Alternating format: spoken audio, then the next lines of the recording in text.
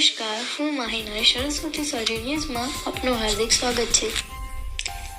તીર્થયાત્રા દ્વારા વડીલ વંદના સૌથી મોટી સામાજિક તીર્થયાત્રા પાટણ લેવા પટેલ સમાજના 800 વડીલોની રેલવે દ્વારા હરિદ્વાર ગંગા તીર્થયાત્રા નમામિ ગંગે અભિયાન હેઠળ હરિદ્વારમાં ગંગા સ્વચ્છતાનો યાત્રાળુઓનો સંકલ્પ ગંગા ઘાટે ઉતારો ઋષિકેશ દર્શન કરશે।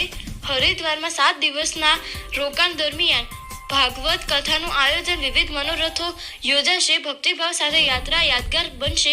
પાટણના સ્થાનિક લેવા પાટીદાર સમાજ દ્વારા વડીલ વંદના કાર્યક્રમ હેઠળ સમાજના 800 થી વધુ વડીલો માટે આગામી 21 થી 27 માર્ચ દરમિયાન રેલવે દ્વારા હરિદ્વાર ખાતે ગંગા તીર્થ યાત્રાનું ભવ્ય આયોજન યોજવામાં આવ્યું હતું।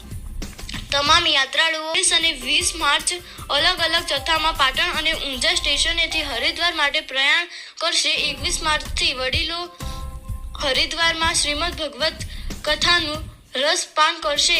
આ રેલવે યાત્રા સૌથી મોટી સામાજિક તીર્થયાત્રા બનવા જઈ રહી છે। રેલવે યાત્રા માટે વડીલોનું વિશેષ ધ્યાન પાટણના સમસ્ત પાટણ લેવા પાટીદાર સમાજે વડીલોની ખુશાલી માટે હરિદ્વાર ખાતે ગંગા તીર્થ યાત્રાનું ભવ્ય આયોજન કર્યું છે। આ યાત્રા માટે તમામ યાત્રીઓ રેલવે દ્વારા હરિદ્વાર પહોંચશે, જે માટે તમામ યાત્રીઓનું ટ્રેનમાં બુકિંગ કરી દેવાયું છે। યાત્રાળુઓ 19 અને 20 માર્ચ અલગ અલગ જથ્થામાં ઊંઝા સ્ટેશનેથી યોગ એક્સપ્રેસ અને ગાંધીનગર દૌલતપુર ચોક એક્સપ્રેસ દ્વારા તથા પાટણ સ્ટેશનેથી ભાવનગર હરિદ્વાર એક્સપ્રેસમાં હરિદ્વાર માટે પ્રયાણ કરશે। વડીલ યાત્રીઓને મુસાફરીમાં અગવડતા ઊભી ન થાય તે હેતુથી નાસ્તા અને ફૂડ પેકેટ સહિતની સુવિધા પણ ઉપલબ્ધ કરાવશે। દરેક યાત્રીને ધાર્મિક ખેસ અને વિશેષ ઓળખ કાર્ડ આપશે, જેમાં તેમના આવવા જવાની ટ્રેન વિગતો પણ દર્શાવેલ હશે। હરિદ્વારમાં ગંગા ઘાટે ભગવત કથાનું રસપાન 21 ફેબ્રુઆરીથી હરિદ્વારમાં પ્રેમનગર આશ્રમ ખાતે શ્રીમદ ભાગવત કથાનું આયોજન કરેલ છે, જેમાં વક્તા શ્રી રાજેન્દ્ર પ્રસાદ શાસ્ત્રી શ્રીમદ ભાગવતનું રસપાન કરાવશે। આ દરમિયાન ગોવર્ધન પૂજા નંદ ઉત્સવ તથા રૂકમણી વિવાહ જેમાં ભાગવત ઉત્સવો પણ યોજાશે। સમગ્ર યાત્રા દરમિયાન તમામ યાત્રીઓનો ઉતારો પવિત્ર ગંગા ઘાટે પ્રેમનગર આશ્રમમાં જ રહેશે। આ દરમિયાન યાત્રીઓને ઋષિકેશ દર્શન પણ લઈ જવાશે। 27મી માર્ચ ભાગવત કથાની પૂર્ણાહુતિ બાદ યાત્રીઓ ટ્રેન વ્યવસ્થા મુજબ પરત ફરશે। પાટણમાં પોથી પૂજન થશે, પોથી યાત્રા યોજાશે।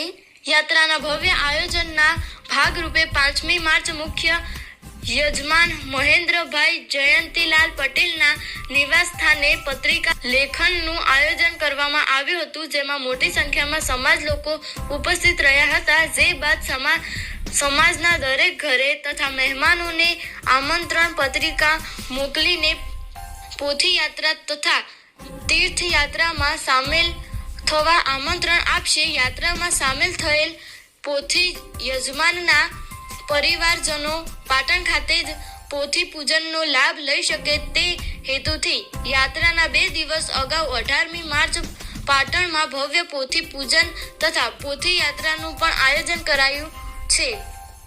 પોથી યાત્રાથી ખેલિયા હનુમાનથી નીકળશે અને સમાજના દરેક વિસ્તારમાં પરિભ્રમણ કરીને નિજ સ્થળે પરત ફરશે। ત્યારબાદ યાત્રીઓ હરિદ્વાર જવા તૈયારી કરશે।